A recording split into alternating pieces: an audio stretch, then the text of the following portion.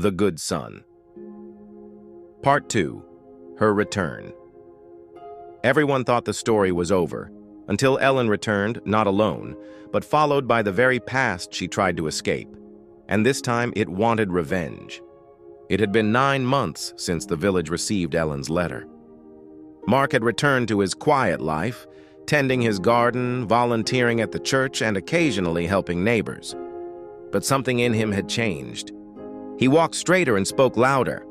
He was still humble, but no longer invisible. Then, on a golden autumn morning, as leaves rustled along the village path, a black car pulled up in front of Mark's house. She stepped out, Ellen, stronger, healthier, her face no longer pale and weak, but confident.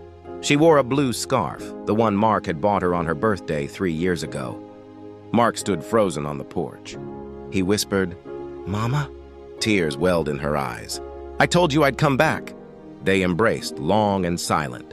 But as they stepped inside, Mark noticed something behind her, a second car parked at a distance. A tall man in a suit watched from behind dark sunglasses. Ellen's smile faded.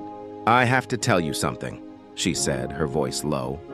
"The people I was hiding from, they know I'm alive now. I tried to testify against them. I thought I was done running." Mark's heart pounded.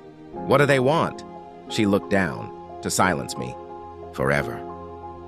That night, the village was restless. Whispers spread. The good son's mother had returned, but danger had come with her. Mark didn't sleep. He watched over the house, alert. And at midnight, it happened. A shadow moved outside. A figure crept toward the back door. Mark met him head on. "I don't know who you are," Mark said firmly, "but if you're here for her, you'll have to go through me." The man raised a knife. Mark, faster than anyone thought possible, tackled him. Lights broke out, loud enough to wake the neighbors. Lights came on, doors opened. Suddenly, a dozen villagers surrounded the house with flashlights, shovels, bats, whatever they could find. The village that once whispered about Mark now defended him. Police arrived soon after, taking the man into custody. He was a known associate of a powerful criminal Ellen had testified against. The next morning, Mark stood in front of his house.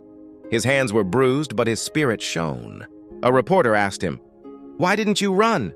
Mark simply replied, "I've spent years protecting her from the world. I'm not stopping now. I'm her son." And that's what good sons do. From that day on, Mark was no longer just a quiet man in a quiet village.